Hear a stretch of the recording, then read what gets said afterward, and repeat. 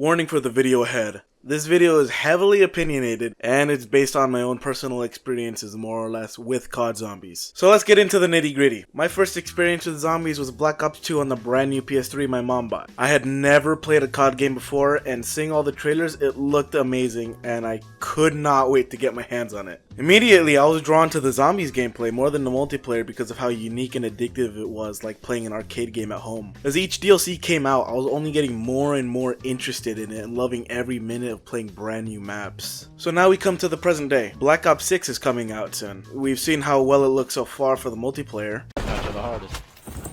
Oh, Daddy, you the first victim of the game, Daddy. No! Yeah, Stop yeah. it! I don't want to hear no complaining, Please! Daddy. Please, Oh, Diddy, please! yeah. Nah, did he do? Did he? But what about the zombies? Well, see for yourself.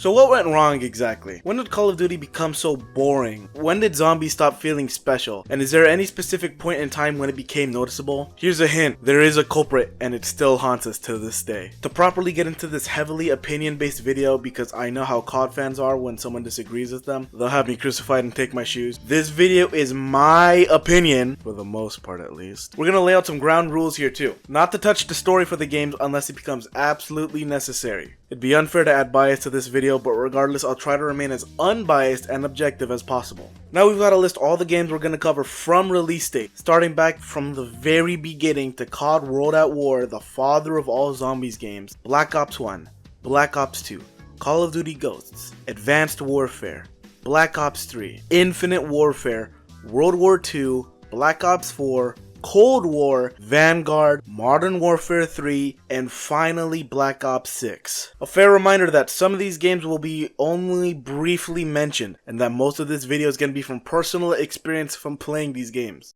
So we start at the beginning. Ground Zero.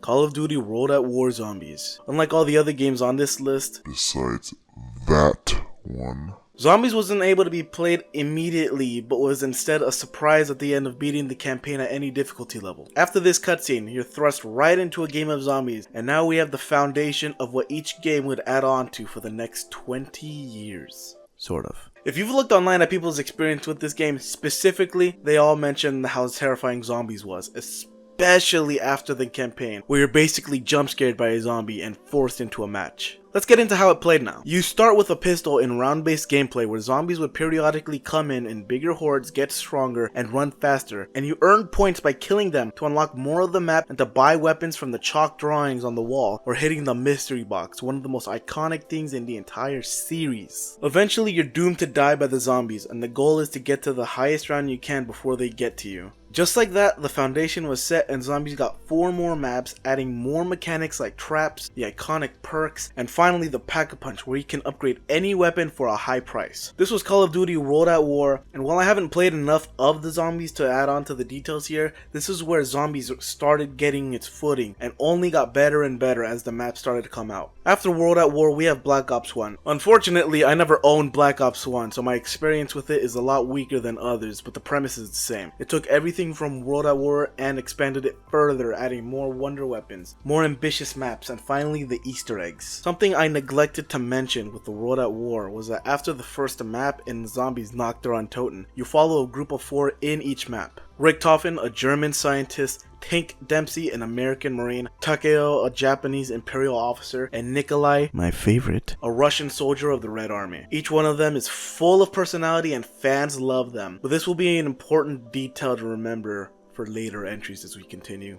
Finally, we reach Black Ops 2, my first COD game, and as much as I'd love to glaze the game more for being so good, people are starting to have an issue now with zombies. For starters, the beginning map Transit is infamous for being considered one of the worst maps in zombies history, being too large and lackluster with a brand new crew we'd follow for a majority of this game. I personally enjoyed Transit, but a majority of people have said their piece about it, but things only improve from here. One thing I've been holding off on mentioning so far is the atmosphere of the Zombies game mode, because in Black Ops 2 I believe it has the best atmosphere of all the games. Zombies is a post-apocalyptic nightmare for the few survivors left on Earth to survive. Even worse now thanks to the ending of Moon, where the Earth is destroyed by nukes, creating a lava-infested hellscape. Take a few seconds of what it's like to load into town zombies for the first time.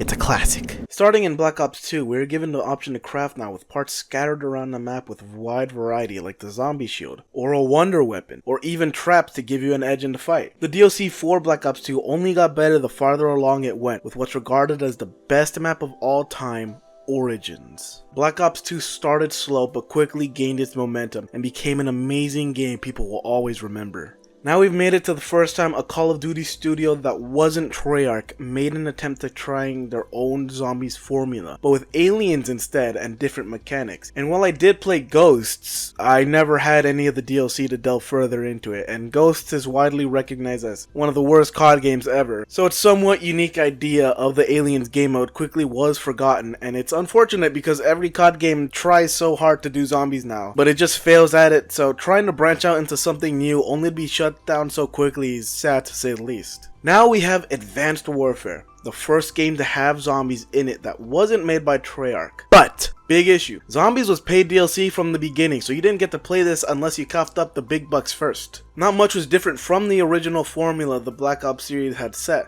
Besides different weapons and maps, the perks and all the other mechanics were just renamed and kept mostly the same. The biggest change added to this game was the access of the exosuit to allow for more movement like double jumping or dashing in the air. But people have clashing opinions on whether it was good or not because it was strayed from the original playstyle of Zombies. Ladies and gentlemen, boys and girls, bros and hoes, we have finally reached Black Ops 3 and what many consider the absolute peak of Call of Duty Zombies, and for good reason. This game absolutely nailed everything they wanted to do, and every single map was near flawless. The atmosphere was blooming with charm. It was absurd and almost comedic at times with its new additions, but they weren't so far-fetched that they were off-putting, and they only added to what made it so great in the first place. The wait for the new maps felt long, especially because we wanted more and more of this new Zombies experience, and it's Black Ops 3 where we finally get introduced to another mandatory addition to each Zombies mode.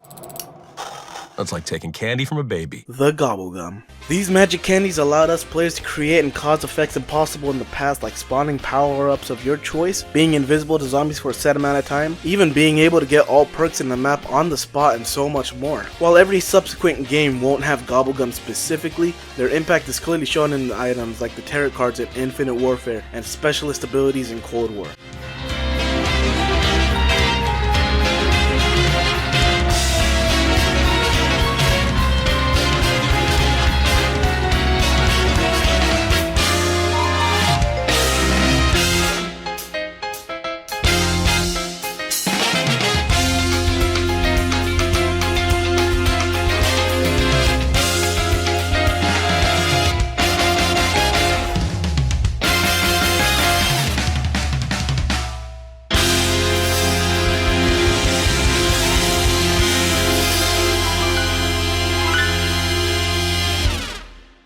It'd be unfair to add bias to So after an amazing game with a somewhat disappointing finale and peaking so early, the only way left is to go down.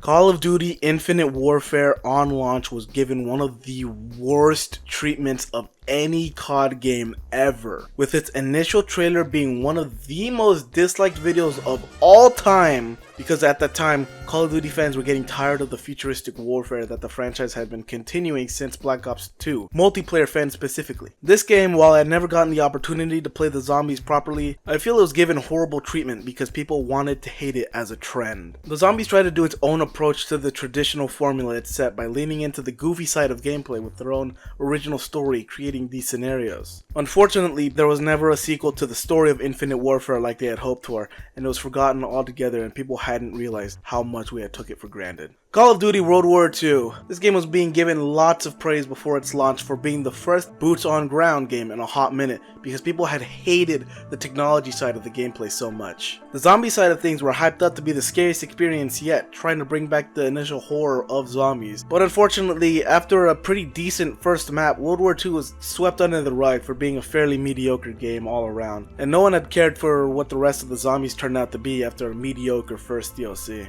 We've made it to Black Ops 4, the beginning of the end. As much as Treyarch tried to further the progression of zombies to be more customizable for players, it only shot itself in the foot by adding too much without realizing the experience would fall short because of it. A new addition to this game was specialist weapons that were constant instant kills that regenerated over time for players to use whenever they wanted. And while Black Ops 3 had initially introduced this system, first it was far better because while powerful, they had a damage cap and they would fall off shortly after, and they had to be earned by following the Easter egg steps or by using the mystery box. But by spawning with it, you just have a get out of jail free card that you never had to earn. Next, there was a lack of focus because while some maps were received poorly and others much more, they tried to create a brand new story following a new cast of 4 characters that was coming alongside the Primus crew, and due to poor reception, the Chaos storyline was discontinued after a cliffhanger ending. While Black Ops 4 was receiving mixed reviews, it was more or less decided that it was a bad zombies game and had failed to live up to what people had hoped for. This is when we finally reach rock bottom. We finally reached the true culprit for the reason why Call of Duty games feel so soulless now. We've now entered the age of Warzone.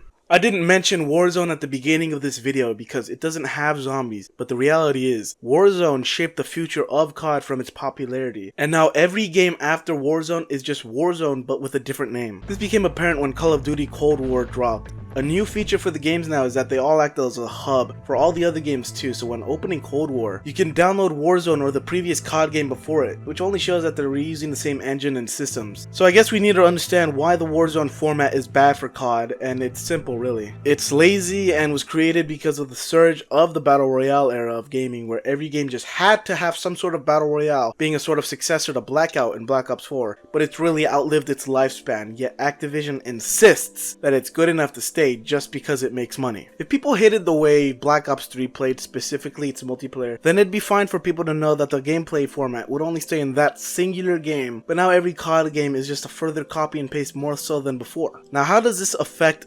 zombies? The movement system and general gunplay stays the same from multiplayer to zombies, like it always has, but the new system doesn't really work in the benefit of zombies because it gives almost too much versatility. Cold War Zombies is very easy, there's no shocker there, and people are able to reach round 100 easier than ever before with minimum effort and larger maps. This point I really want to drive home for you guys because zombies has always been a cramped experience, because if you have an entire open field to work with, it's easy to survive. That's why Black Ops 2 and 3 have cramped areas and open corridors to keep you right next to the zombies at all times. Cold War created Outbreak, which essentially was open world zombies, and if you have to look for zombies and not run from them, you'll realize it's not the best idea for the zombies game mode. But the worst has yet to come on that topic though. As much as I rant now, I don't think Cold War was an awful game. I think it can be pretty fun, but it's not what I'd want to call a good zombies game, especially with the lack of difficulty and further RPG elements mixed into it. Unfortunately, it only gets worse for us because now we've reached the bottom of the barrel.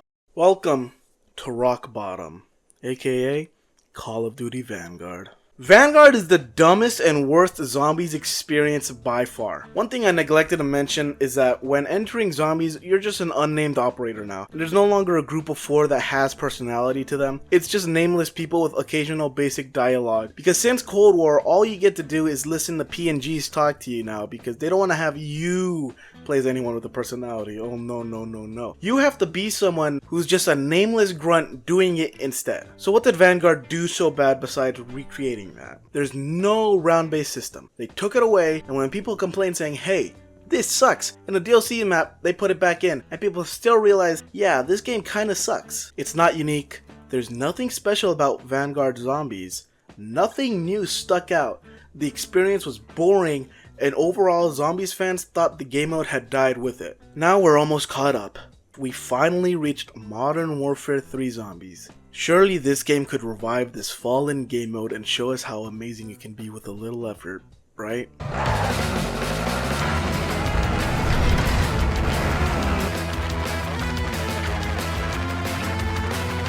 The hide and seek zombies edition. Zombies are way scarier when you don't know where they are.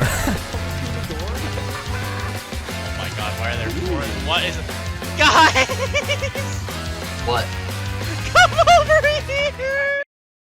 Open world zombies. I don't have anything else to say about Modern Warfare 3 zombies.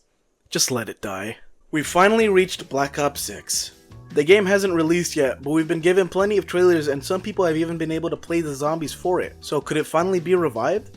Can Activision hear our pleas and let us have a good zombies experience for once? It's just a Cold War sequel. It really shouldn't be so hard to make a proper zombies mode again, but they just keep dropping the ball over and over. Zombies and multiplayer are two separate modes, but they try so hard to force it to just be a sort of reskin of multiplayer. Why should zombies have health bars? Why do we need to see the numbers and damage that we deal to them? Why do they give badges for killing them as if it's multiplayer? It's no big deal to get 5 zombies down in a single shot, but they try and treat it as multiplayer achievements anyway. I don't doubt that Black Ops 6 zombies can be fun, but honestly, since Warzone released, zombies has just lost more and more of its unique personality, and if you try to compare something like Black Ops 2 to Cold War, you'd struggle to realize that it's the same game mode reintroduced back in 2008. So it's pretty clear that after Black Ops 3, there was a clear fall off in the quality of the games we received. But it's also important to remember, we got too spoiled with Black Ops 3 in the first place, and we couldn't appreciate something as Infinite Warfare. And that